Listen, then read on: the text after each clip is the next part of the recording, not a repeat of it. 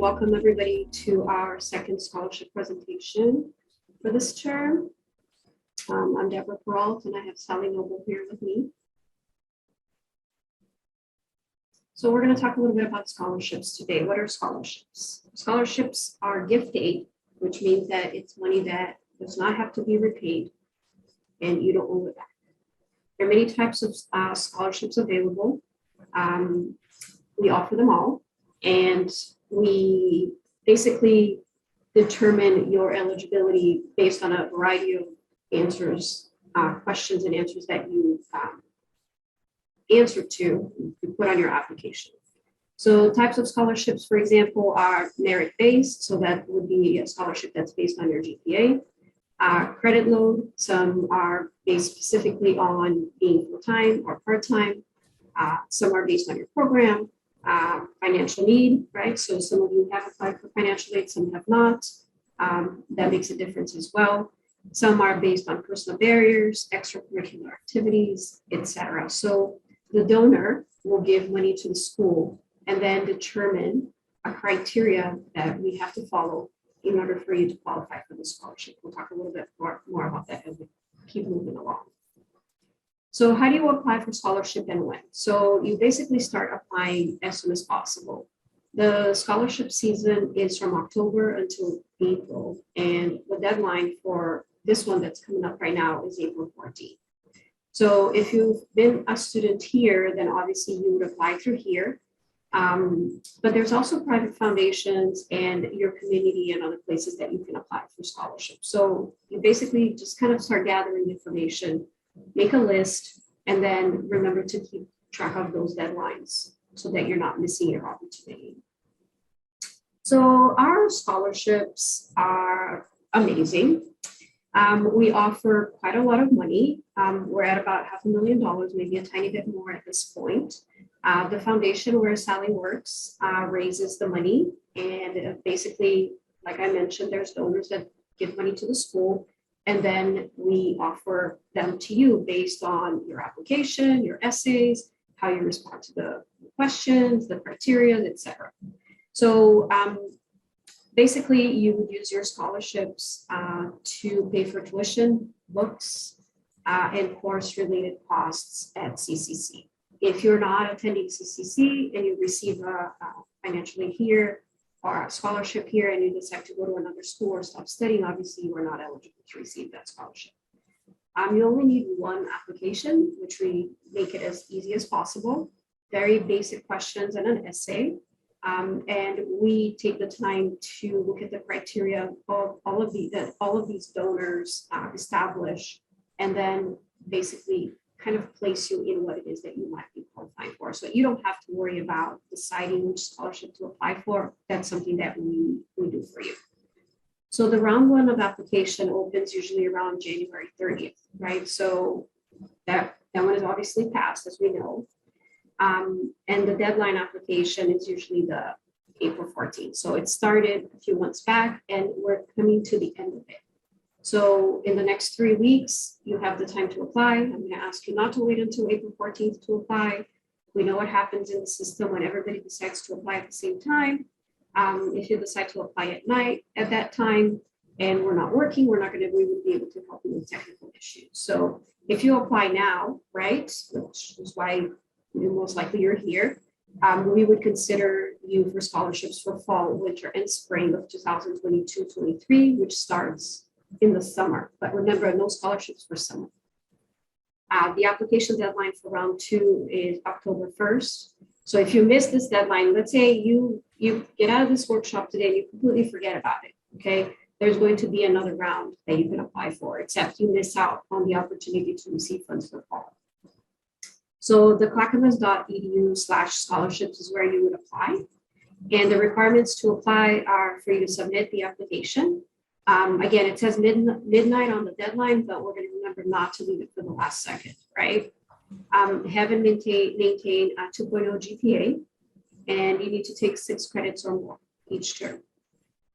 You also must be pursuing a certificate or degree at CCC, like I mentioned earlier. So if you get a scholarship here and you go somewhere else, unfortunately, we are going to take it away from you and give it to somebody else. Just share one thing about that. also? Sure. So those requirements are just to fill out the application. So to have a 2.0 GPA, either high school or college, and take 6 or more credits each term. And we do have some accommodations for students with a GED score or those who were educated in another country. So when you get into the application, there will be options for those students if you didn't have a GPA to consider that. So just so you know, that's a new thing for this year. And then the scholarships have their own criteria. So that is just the minimum standard to receive to be able to apply for scholarships. And then if you're awarded those scholarships, you need to pay attention to the criteria that is specific to that scholarship or those scholarships. Right, which basically means that some scholarships will require that you attend 12 credits, for example. Some may require that you have a 2.5 GPA. So even though the application says this, it might vary depending on what the donor and criteria they establish. Right, and how we select you for an award is based on what you put in your application. So if if you say you're going to go full-time, then we're going to try to match you with a scholarship that's full-time. So yeah, anyway, that's enough. That's all. Thank you. That's great. That's great information. Thank you, Sally. So what do you do to prepare to apply, right? So obviously we're going to follow all of the directions.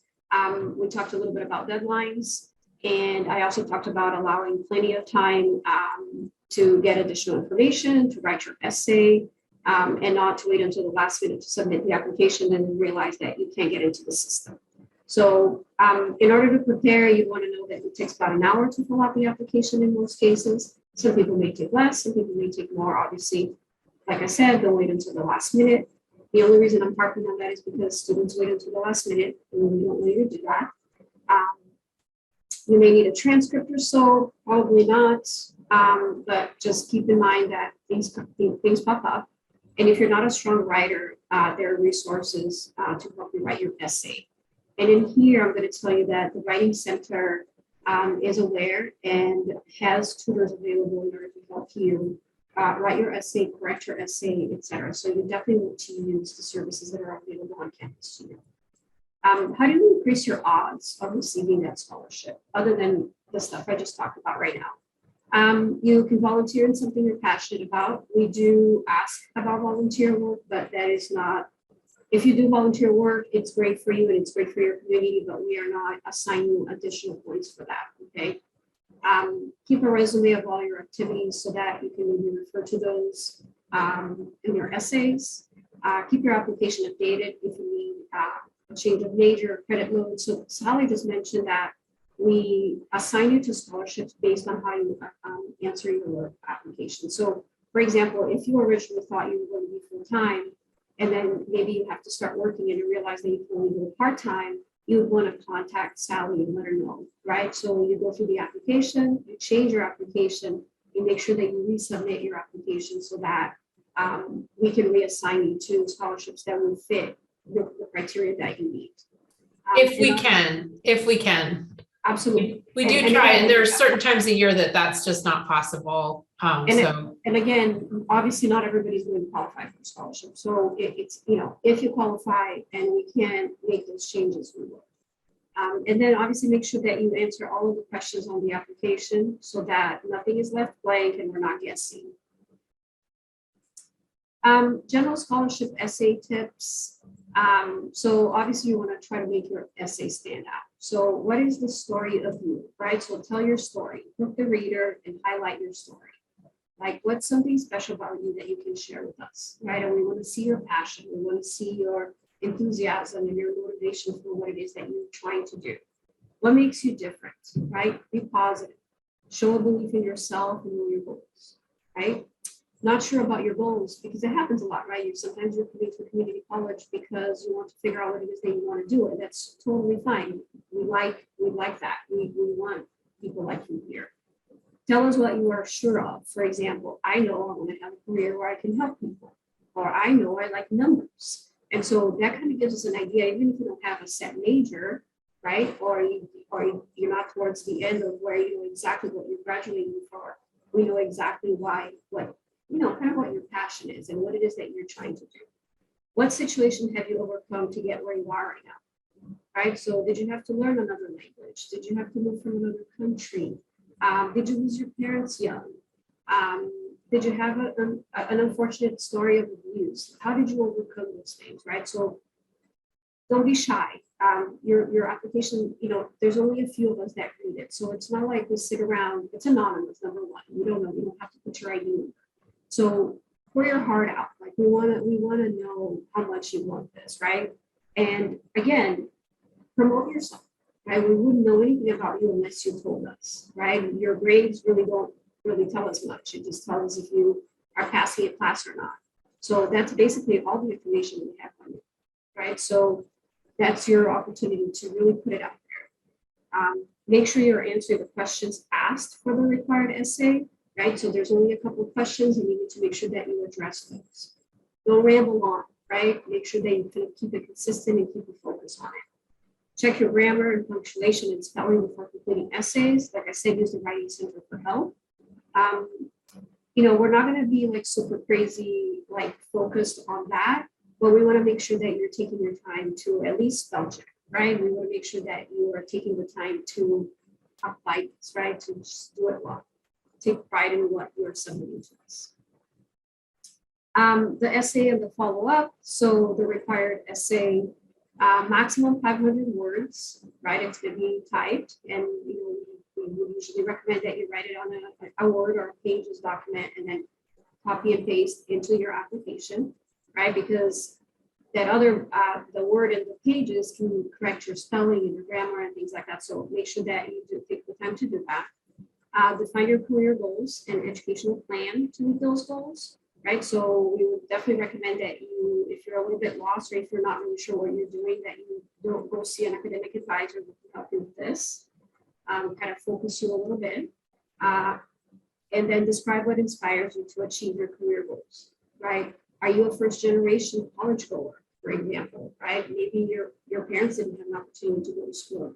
So, how are you going to do that for yourself, right? There's an optional essay question about volunteer work and community service and why you would do that. And, if you have done that, that's great. Go ahead and add it on there and we'll definitely get that read. Be sure you submitted your application. Some people just draft it and then they forget to submit it or they don't submit it or they don't know how to submit it. Make sure that you follow through and, basically all the way through. Check your CCC email regularly to respond if you're awarded. Now, our students tend to not check emails, and I understand that there might not be a preference of communication, but that's how we communicate with you at this point. So if we select you for a scholarship, we're going to email you and let you know. Okay, and then there's going to be a thank you note that you have to submit in order to receive that award. So you definitely want to check your email, right? And if you don't check your email for scholarship purposes, you should check your email for financial aid purposes, for academic purposes. That's basically the only way we communicate with you. There's some texting involved at this point, but not on this. And so we definitely don't want you to miss that deadline, right? There's going to be a time frame that we're going to give you in order to send a thank you note. And if you miss that and you don't respond, then we will revoke the scholarship from you and we will give it to the next person on the list. Okay, so just be diligent once you put in these applications to receive any kind of funding.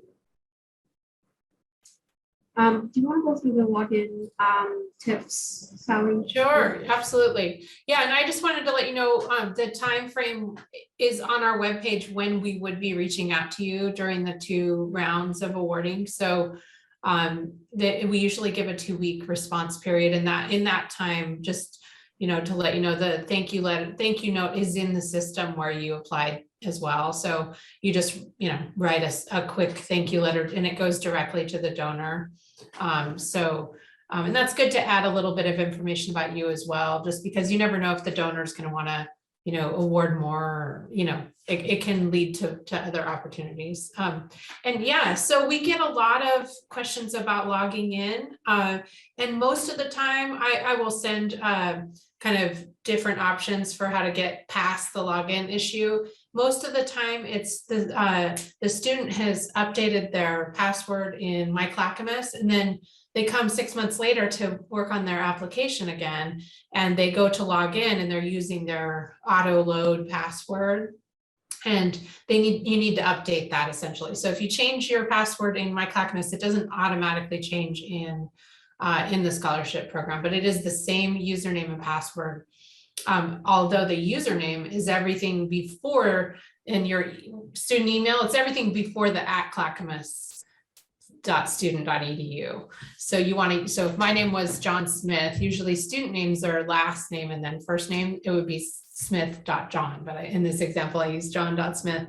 But that first part of your email is your username and then the same password as your My Clackamas password. And occasionally, I mean, I've even had an issue where I had trouble and I had to go change my password in My Clackamas and then come over and use it in here. So that's like, you know, an option as well. But, you know, if you're having trouble, let me know at scholarships@clackamas.edu and I'll send you instructions. And so that's one reason for not waiting to the last night to be finishing your application.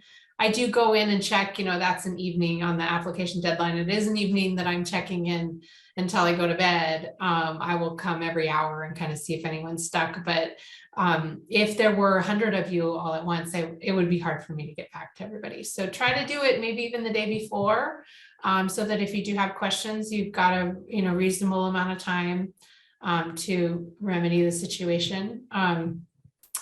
And any questions about that? Have you had any issues logging in that you want to address?